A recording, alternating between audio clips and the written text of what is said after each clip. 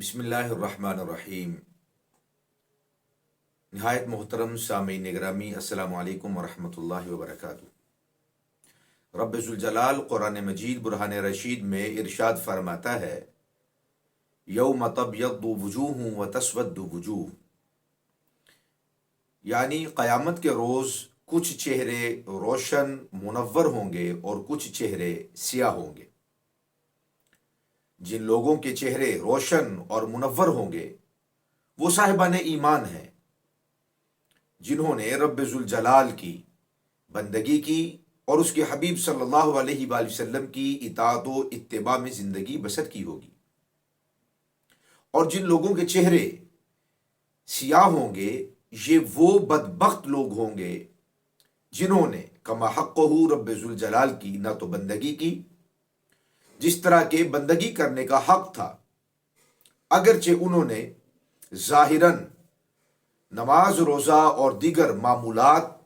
اس طرح ادا کیے ہوں گے کہ بڑے بڑے اکابرین کی عبادات بھی ان کے سامنے دیکھنے والے کو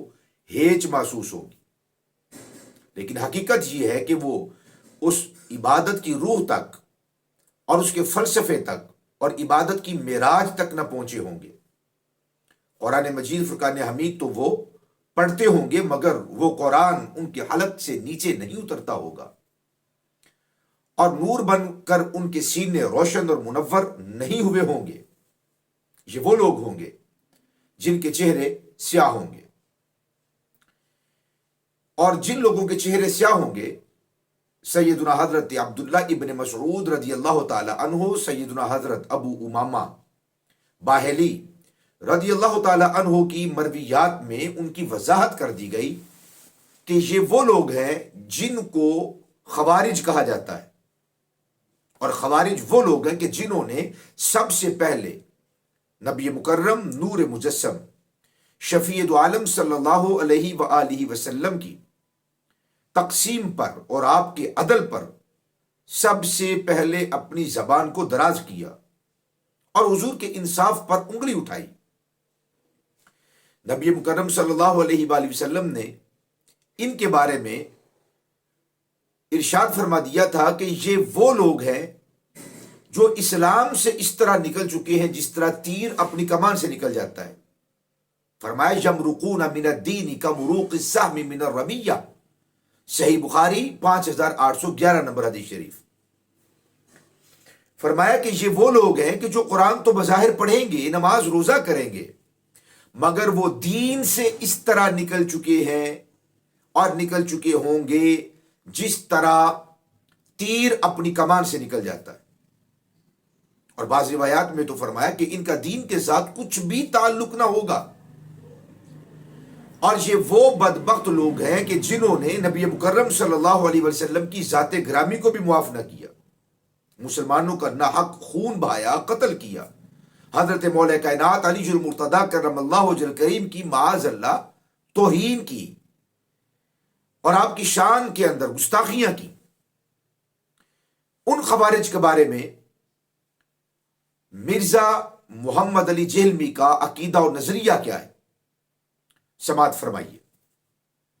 مولا علی علیہ السلام نے ایز اے لاسٹ ریزارٹ ان کے ساتھ خطاب بھی کیا جب انہوں نے مسلمانوں کو قتل کرنا شروع کیا، لیکن آپ اہل سنت اہل تشیع دونوں کی تاریخی کتابیں اٹھا کے دیکھیں، مولا علی نے ان کے جنازے بھی خود پڑھائے، وہ خوارج کے جو مولا علی کو کافر کہتے تھے۔ ناظرین، آپ نے ملاحظہ کیا، انجینئر مرزا محمد علی جہلمی کہتا ہے کہ بالآخر مولا علی نے بالآخر خوارج کے ساتھ قتال بھی کیا جب انہوں نے مسلمانوں کو قتل کرنا شروع کر دیا، لیکن آپ اہل سنت اور اہل تشیع دونوں کی کتابیں اٹھا کر دیکھیں، مولا علی نے ان کے جنازے بھی خود پڑھائے۔ ان خوارج نے جو مولا علی کو کافر کہتے تھے، یعنی اہل تشیع اور اہل سنت کی کتب میں، اور ہم پورے وثوق کے ساتھ پورے اعتماد کے ساتھ علی وجہ البصیرت یہ بات عرض کر رہے ہیں کہ ایسی کوئی بات اہل تشیع اور اہل سنت کی کتب کے اندر بالکل بھی مذکور نہیں ہے کہ مولا علی کرم اللہ وجہ الکریم نے ان کی نماز جنازہ بھی ادا کی ہو مولا کائنات کے زمانہ خلافت میں 3 بڑی جنگیں ہوئیں، جنگ جمل، جنگ صفین اور جنگ نہروان۔ جنگ جمل اور جنگ صفین میں حضرت مولا کائنات علی المرتضیٰ کرم اللہ وجہ الکریم کے چہرہ اقدس پہ ناگواری کے اثرات تھے۔ آپ ان کے ساتھ جنگ نہ کرنا چاہتے تھے، مگر تقدیر کے فیصلے کے مطابق وہ جنگیں ہوئیں۔ لیکن جنگ نہروان جو خارجیوں کے مقابلے میں حضرت مولا کائنات علی المرتضیٰ کرم اللہ وجہ الکریم نے تیسری بڑی جنگ لڑی، آپ اس جنگ کے لڑنے کے اندر خوش تھے، آپ کے چہرے پر بشاشت تھی، کسی قسم کا کوئی دکھ نہیں تھا۔ اور پھر آپ پر یہ کلیم کرنا کہ حضرت مولا کائنات علی المرتضیٰ ان خوارج کے جنازوں کو بھی پڑھایا کرتے تھے، یہ مولا کائنات پر الزام ہے، بہتان ہے۔ اور ٹائم قیامت تک کیا مرزا انجینئر کے پاس اپنے معاذ اللہ اپنے تائیں جو اس نے خلیفے بنا رکھے ہیں، اپنے 4 خلیفوں کو بلا لے، اپنے عشرہ مبشرہ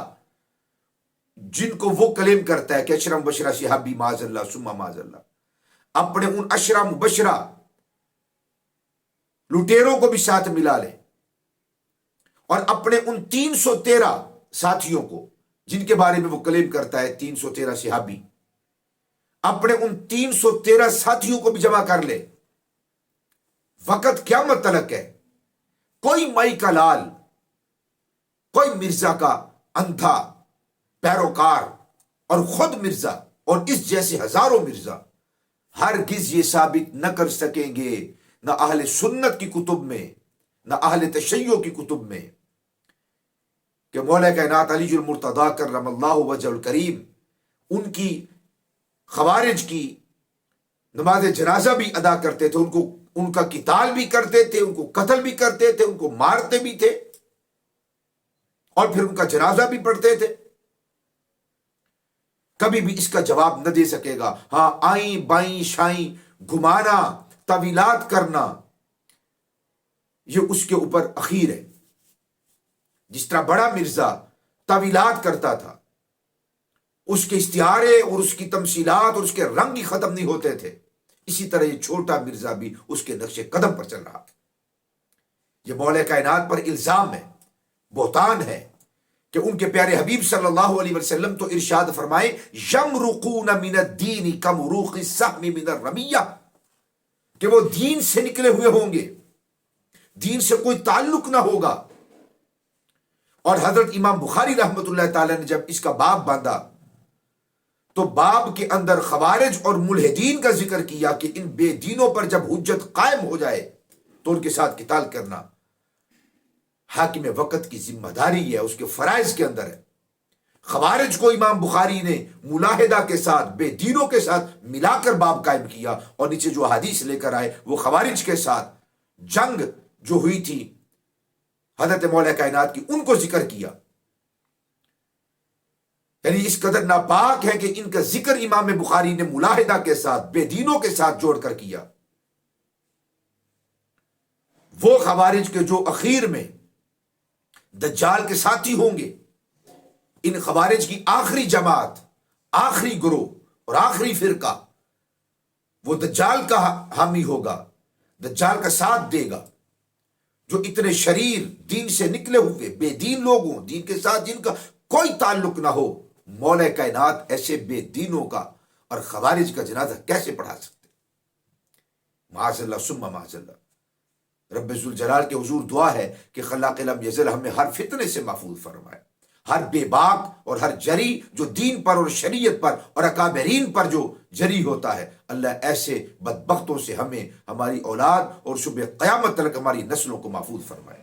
آپ احباب سے گزارش ہے جو ہمارے چینل پر نئے ہیں وہ بیل آئیکن کو دبا لیں، سبسکرائب کر لیں ہمارے چینل کو،